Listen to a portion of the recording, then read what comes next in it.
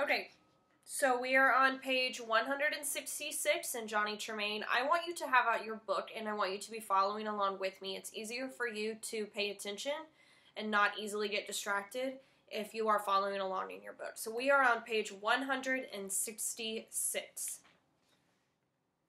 Now, the only regularity in Johnny's life was the great effort he made to see Scylla every Thursday and the care he gave to Goblin. But when he went to the Afrit Queen, he was going into enemy territory. The tavern had been taken over bodily by British officers, chief among whom was Colonel Francis Smith. Goblin was the only horse in the stable that did not belong to a British officer, for the landlord had sent his to the country, fearing they would either be commandeered by the occupying troops or that he would not get hay for them. About the stables, British orderlies, officers, servants, and small British horseboys, the servants of the servants, were always congregating. Johnny paid little heed to them. They all knew that he rode for the Observer, but they also knew that he often rode for their own officers. Sometimes they picked on him, and once, when things got too bad and he felt he had to fight it out with the worst bully, the other boys, all his enemies, stood about demanding fair play, saying, "Well fought, Yankee," and "That's neat," when he beat the bully. He had rather thought the whole gang would be on him the second he got the bully down. Instead, they merely respected him. So he made out better than he could have expected, until one day he found that Colonel Smith had a new horseboy. The one he had brought over with him had run away, so he had told his orderly officer to find a new one. And that boy was Dove. Johnny saw him grinning sheepishly at him, hoping they might be friends. They the only two local boys at the stable. "You," Johnny muttered out of the corner of his mouth. "You trash. You milk pudding. You cottage cheese. Slug. So you're not above going to work for them, are you?" "Honest, Johnny, I gotta eat. Old Tweety fired me."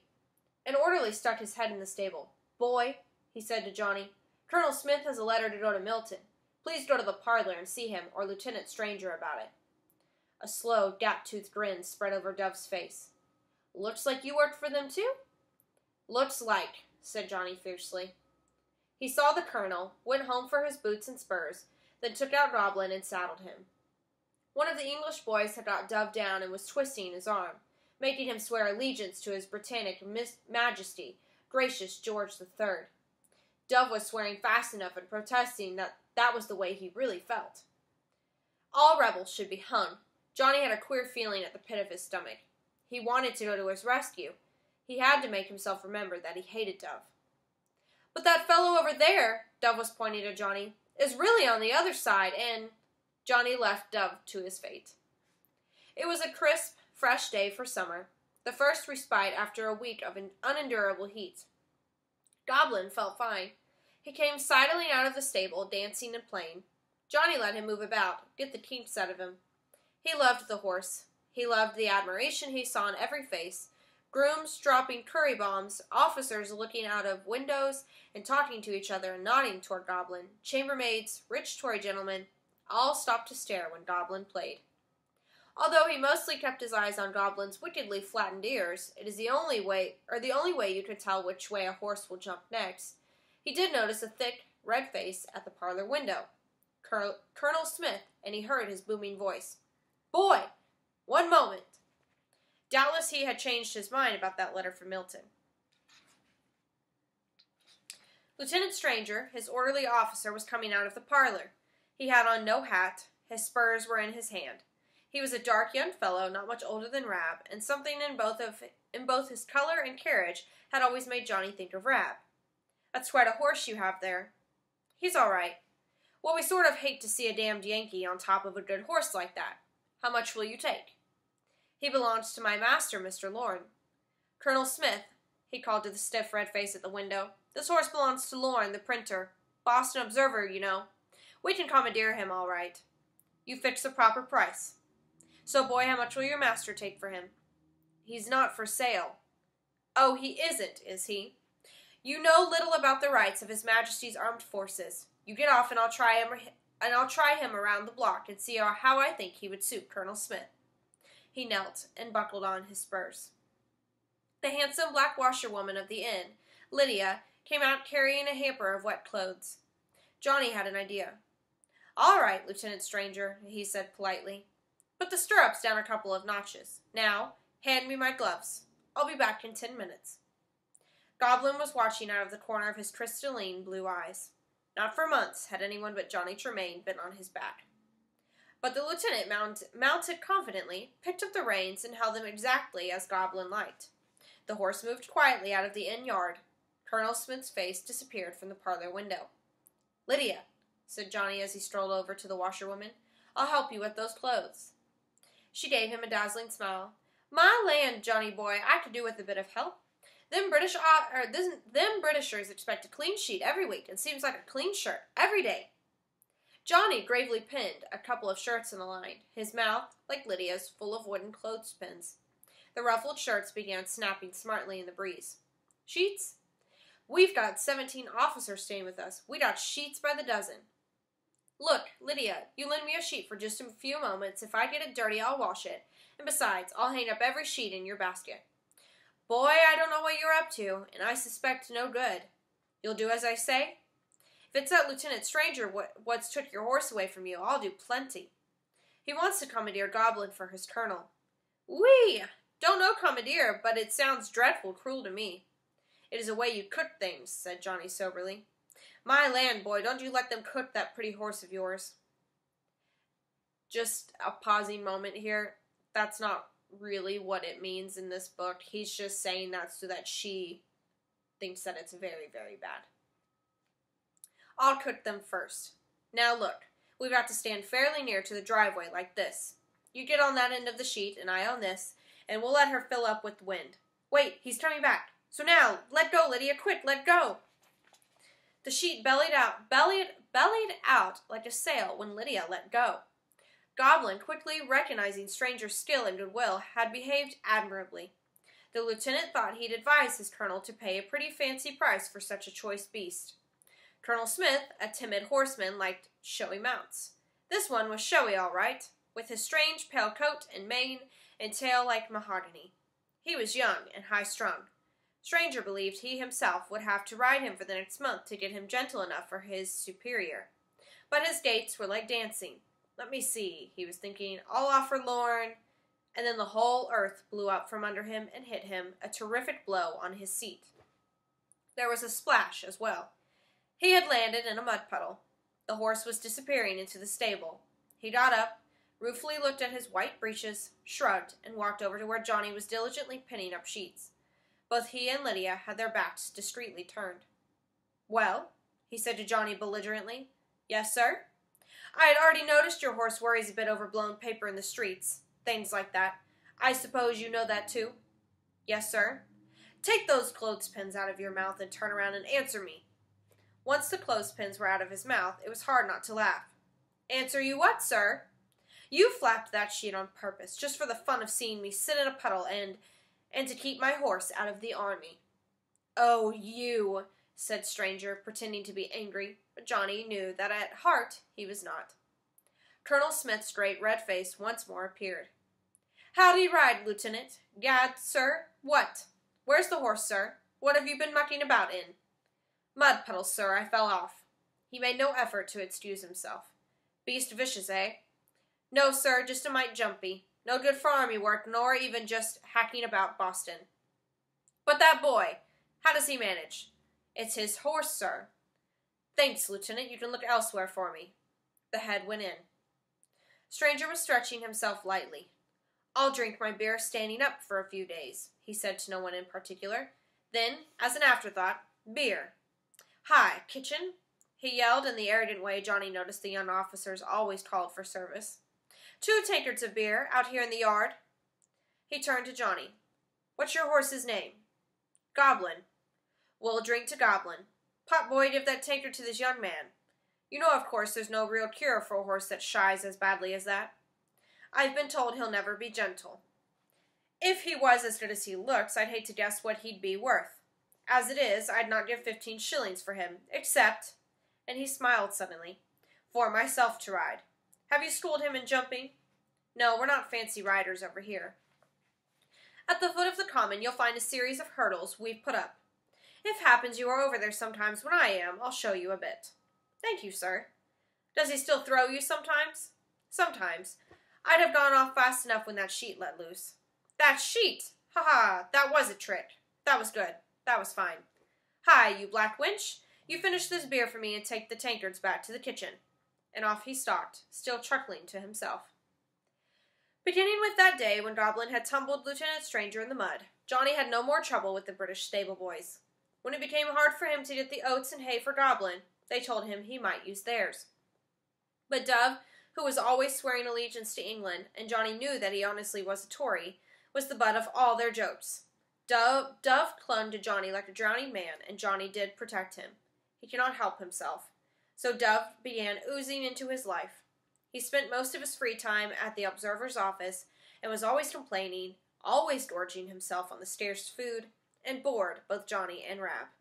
But Rab said, and Johnny knew this was true, sometime the British would not stay tamely shut up in Boston. Sometime they'd strike out and seize the military supplies they knew the provincials were collecting. A colonel's horse boy might very well know a day or so, or even a few hours before a colonel marched. It was up to Johnny to keep in touch with Dove. It was all right for Rab to talk. Rab was training with the armed forces. But what could Johnny do? Not much, it seemed to him, except to be bored to death for his country. As he came back from Milton, riding the long, lonely stretch of the Neck, with the gallows and the town gates still before him, Johnny realized how long ago it was that he had burned his hand, and how he hated Dove when he found out the part he had played in that accident. How he had sworn to get even with him, the lying hypocrite, telling old Mr. Lapham that all he had meant to do was to teach a pious lesson. Now, as he saw Dove daily about the Afrit Queen, he could hardly remember this feeling of hatred, his oaths of vengeance. Seemingly, hatred and desire for revenge do not last long. He had made new friends. The old world of the Lapham shop and the house was gone. Yet he remembered old Mr. Lapham, who had died that spring, with more affection than when he had been serving under him. Even Mrs. Lapham now did not seem so bad. Poor woman, how she had struggled and worked for that good, plentiful food, the clean shirts her boys had worn, the scrubbed floors, polished brass. No, she had never been the ogress he had thought her a year ago. Oh, sorry, I lost my place. There never had been a single day when she had not been the first up in the morning. He, like a child, had thought this was because she liked to get up. Now he realized that there must have been many a day when she was as anxious to lie abed as Dove himself. He remembered when there was no money to buy meat, and how she would go from stall to stall until she found a butcher who would accept payment by a new clasp on his pocketbook, or a fishwife who would exchange a basket of salt herrings for a black mourning ring. Her bartering and bickering had then seemed small-minded to him. Now he was enough older to realize how valiantly she had fought for those under her care. True, Madge would make another of those big-fisted, hearty women, but women can be worse than that. He thought with some pity of Dorcas and her craving for elegance. Was she never, no, not once, to eat off china? Always nothing but pewter? Poor girl, she'd not lived too high with Frizzle Jr., but Johnny wished her well. Priscilla Lapham. Ever since Rab had taken her home and left Johnny to eat 6 fried eggs by himself, he had felt differently about Scylla. She had been his best friend during the years he worked at the Laphams, and then for some months she had been a drag on him. He had not bothered much with her. Overnight, that had changed. He was always looking forward to Thursdays and the seed cakes and the half-hour sitting out under the fruit trees with Scylla, and sometimes he would see Miss Lavinia Light. Then Johnny would hold his breath a moment and enjoy the chill that went up his spine. His feelings for Isana had changed too, and not for the better. It would break Scylla's heart if the little girl did not live up to her lovely face. But Johnny had not liked it that last Thursday when he had been sitting on the back stoop with Scylla, and Miss Lavinia had driven up in her smart whiskey with a red coat beside her, and Isana wedged in between. It could not be possible Isana had not seen him, but she had glanced at him, and then looked away. Johnny rode through the town gates, telling his business to the British sentries there, then went first to report to Paul Revere. A family of Tories in Milton wished to move into Boston, and had written Colonel Smith about this move. Although a great many of the Whig families were moving out of the town, a great many Tories, frightened by the rough treatment they were getting in the inland towns, were moving in to be under the protection of the British troops. Then, as he had been thinking about the Laphams all the way over from Roxbury, Johnny decided to stop in and see them. He had not been in this house since Mrs. Lapham and Mr. Tweedy had been so ready to cast him off for the sake of Mr. Light's patronage. The sweet pig was alone in the shop. He had not so much as one boy to help him with his fires or to sweep his shop. He liked to work alone. Johnny saw that he was mending the silver hilt of a British officer's sword. "What are you doing here?" he muttered crossly at Johnny. Johnny took off his spurs and showed the silversmith a broken rowel. "I want you to fix that for me, this afternoon, Mr. Silversmith." "Yes, sir. Yes, indeed." Once Johnny was a patron, the past was forgiven him. "If you'll take a chair, it shall be mended in 15 minutes. Johnny couldn't help it. He said proudly, "In 10 minutes, Mr. Silversmith." "In 10 minutes, sir." He walked into the kitchen. There was nobody about, but he could smell bread rising. He looked in the birth and death room. It was once more used for storage. It seemed strange beyond belief that he had ever lain so long in the room. In a way, he had died in that room. At least something had happened, and the bright little silversmith's apprentice was no more. He stood here again at the threshold, but now he was somebody else. Then he went outside to the little backyard with the coal house, the privy, and the old willow. Underneath the willow sat a British sergeant of Marines, with Madge Lapham in his arms. He had rather guessed the Laphams would side with the Tories, but this was fraternizing with the troops at a great rate. The sergeant was not half as big as Madge, but he was holding her in his lap. It is hard to hold even a small child very long in such a position. Johnny thought the sergeant must be very tough. They heard his feet, and both looked up at him. Johnny laughed, as did the sergeant and Madge. She said, "Just so it isn't Mother," and she twisted and yearned down into her small lover's eyes. The bigger they come, thought Johnny, the harder they fall. Madge certainly liked that sergeant. "Sergeant dear," she said, "I'd like to make you acquainted with an old friend of the family. But Johnny, how you have grown! I don't know whether to introduce you as Johnny or Mr. Tremain." Johnny had grown. Much of the last year had been spent out of doors and on horseback, and now he was always out in the sun and wind. Just Johnny. "Sergeant Gale, dear, this is Johnny Tremain." They both agreed they were glad to meet. Gale, whose legs must have been badly cramped, picked up Madge as though she were a pet cat and sat her down beside him. This little man must be prodigiously strong, thought Johnny, and he liked his ugly, lined face. He looked just about as tough as they come, even in the Marines. Madge, whom he had always liked the least of the Lapham girls, was rosy, glowing, and beaming. He had always heard that love was a wonderful thing. If he could make Madge Lapham so pleasant, he was ready to agree. "Sit down, Johnny, and tell us about yourself." "There's not much to say. I'm making out. Isn't Isana in luck? Taken right into the family like a little sister." "Like a pet poodle dog," Johnny said firmly. "My, you haven't changed much. You always were sort of jumping on other people." "I still jump. How's Mrs. L?" "Don't mention her," said Sergeant Gale. "Ma says I've got to marry Mr. Tweedy. He doesn't want to, and I don't want to." "Oh, Johnny, you're too young to understand, and I guess Ma's so old she's forgotten. I can't marry Mr. Tweedy. Not since I met Sergeant Gale." "I'll say not," said the Marine.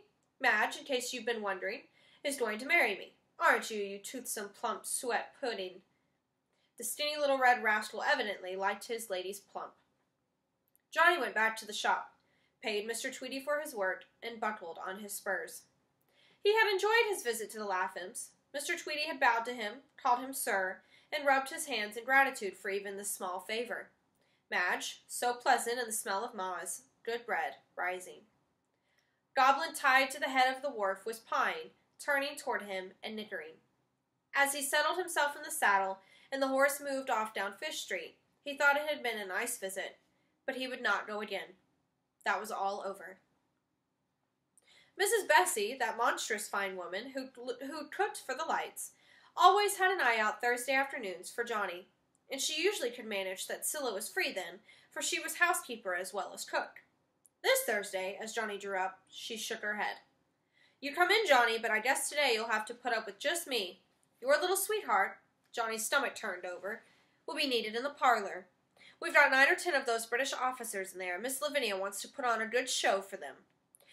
Johnny had often noticed before how disrespectfully Mrs. Bessie spoke of Miss Lavinia, and she was always telling Scylla that she needn't jump so fast when the bell rang for her. Let her blow her own nose for once, she'd say. Johnny knew that it was no good omen that the old woman had no loyalty toward her mistress, whom she had known since her motherless infancy. In his heart, he knew there was something unlikable about Lavinia Light. Mrs. Bessie knew what it was, and Scylla now knew. But she wouldn't tell him. Now, when he wanted to talk about Miss Light, she would veil her eyes and look at him from out of the corners and say nothing. But he knew, Scylla knew. All they in the parlor are fixing up to go to a ball at the Province House General Gage is giving tonight. Masquerade. Miss Lavinia is going like the Black Queen of Spades, and all her special admirers are going as kings or knaves or jokers out of the pack. Izana's going too. Izana? Yep. Where Miss goes these days, that child goes too. Izzy, no one had ever before called the little girl this, goes dressed as a two-spot, holding up Miss Lavinia's train. Scylla shot into the kitchen looking bright and excited. Johnny, I thought you might be here. They are trying to make a scepter for the Queen of Spades out of tin. I told them you could do it. Miss Lavinia said, show him in. The elegant dove-gray, lavender, and yellow drawing room was in what Mrs. Laffin would call a state.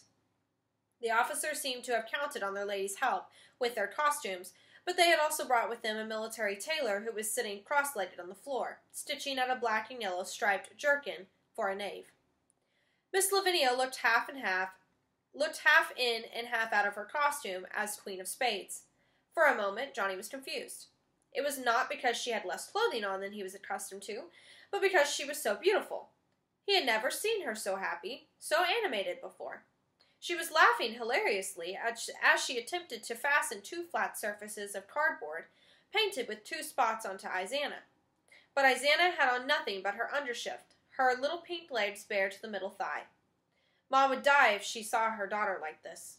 Johnny did not care about that, but he could not bear to think of poor old Mr. Laffin turning over in his grave. Johnny paid no attention to the hilarious Miss Light. He went up to Izana. Look here, girl, you go upstairs and you put some clothes on. Izana stared at him, her beautiful, soft brown eyes so blank she almost looked blind. You know your grandpa is just about flopping over and over in his grave. You weren't brought up to act like this. Izana said, I'm too young to be lascivious. I probably said that wrong, so we'll figure it out in a moment. She was evidently repeating what she had heard some adults say. Johnny slapped her. Not for himself, but for her grandpa. She went down in a heap, upended over a pile of finery brought down from the attic. While standing up, it was possible she did not have on quite enough clothes for mixed company, but upended she did not look to have on any. Then everyone began to laugh. Lavinia was wiping her eyes. Lieutenant Stranger, for it was he who picked the child up, was reduced to painful gasp. Oh, oh, oh! There was a major in a corner who was vowing he was going to die. Only the military tailor never lifted his eyes, but went on with his stitching. Oh, Johnny, Miss Lavinia managed at last, for the first time calling him by name. Will you come to the ball and slap all the ladies you think are underdressed?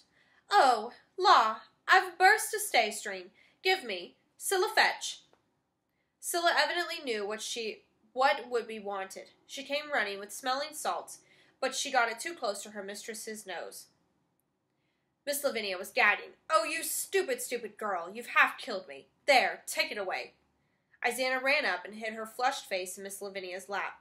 She was half frightened at the attention she had been receiving, and half squirming with delight at being the center of so many eyes. As Miss Lavinia was scolding one sister for a clumsy servant, she was fondling the flying, soft yellow hair of the other. Suddenly, Johnny saw red. He hated Miss Lavinia and the doodling officers, and Izana. He had already guessed that the two sisters were treated very differently, but he had not before actually seen the situation with his own two eyes. Scylla had backed out of the picture, standing aside ready to serve if called upon, or ready to be of no more importance than a piece of furniture if not spoken to. Johnny went to her.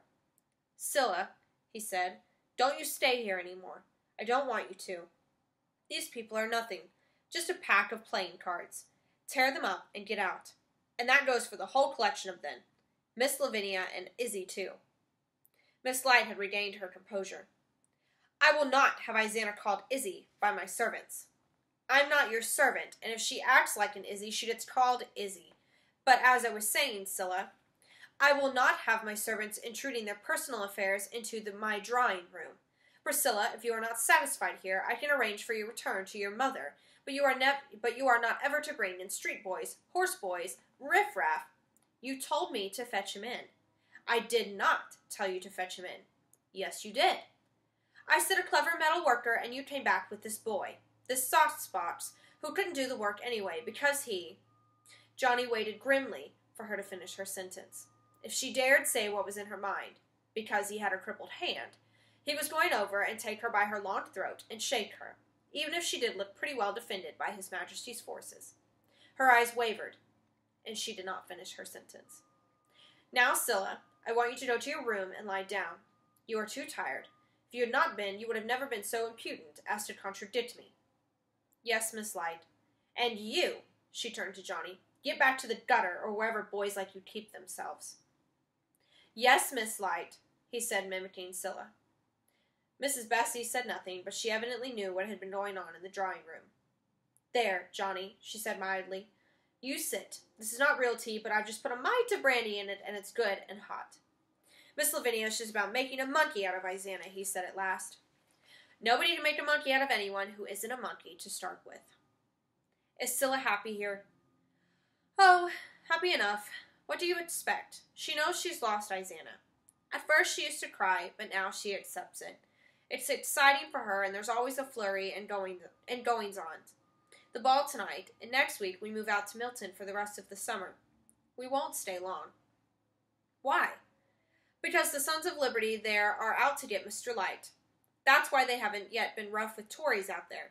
Hope to tempt him to move out, same as usual. They are going to get him and tar him and feather him. They are going to ride Miss Lavinia out of town on a rail. They are going to smash his great country house down, once he's inside. But the girls? Won't they get hurt?